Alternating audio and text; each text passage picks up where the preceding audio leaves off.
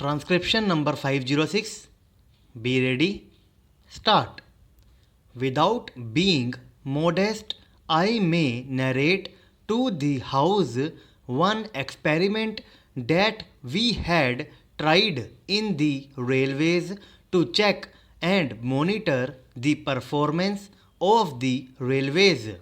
In 1977, I tried to introduce a new idea of not only projecting the budget for the entire year, not only the revenue and expenditure for the entire financial year, but I had split up the budget in advance into 12 mini budgets, revenue and expenditure for each month, and targets were fixed. Every month we went to the 9 zones, tried to sit with all the concerned officers and tried to find out whether the targets for expenditure and revenue in particular were fulfilled, because all the months are not identical months. For instance, when crops are cut, the food movement will be better. When sugar is manufactured, the movement of sugar will be better. Therefore, all months not being prosperous or lean months, we had broken up the entire budget into 12 parts. Every month we tried to monitor.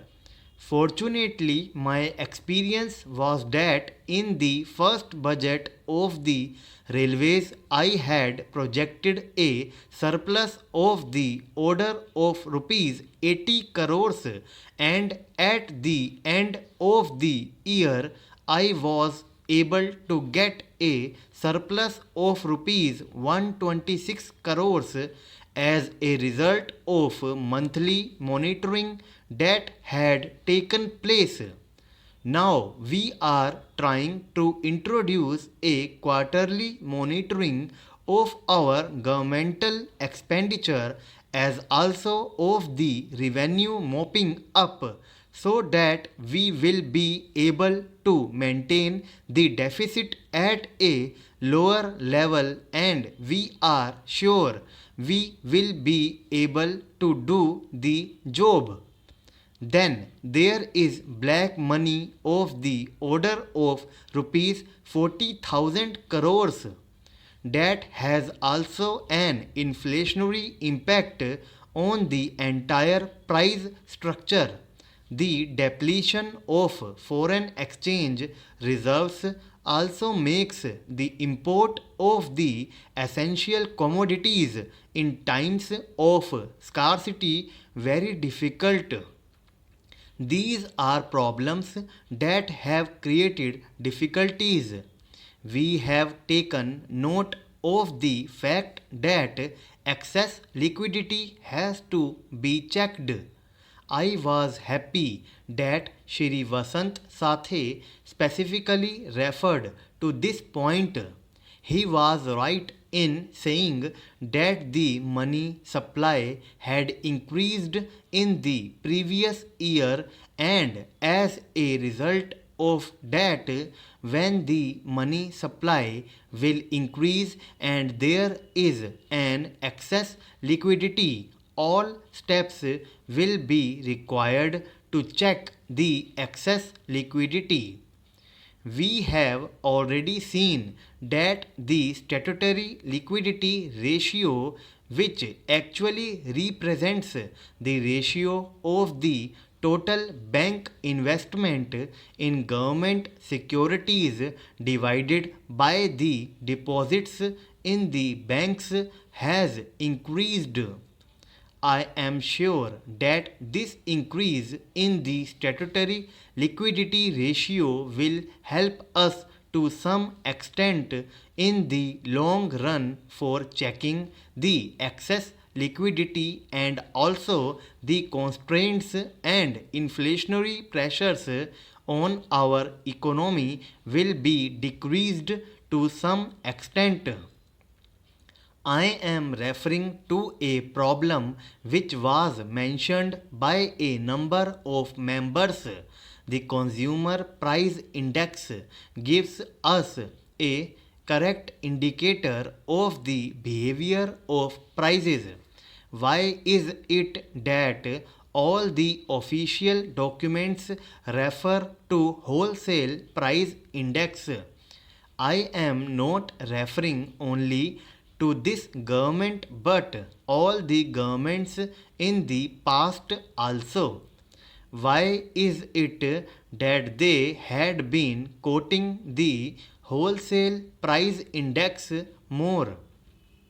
There is only a technical and administrative difficulty. As far as wholesale price indices are concerned, a week-wise tabulation is available.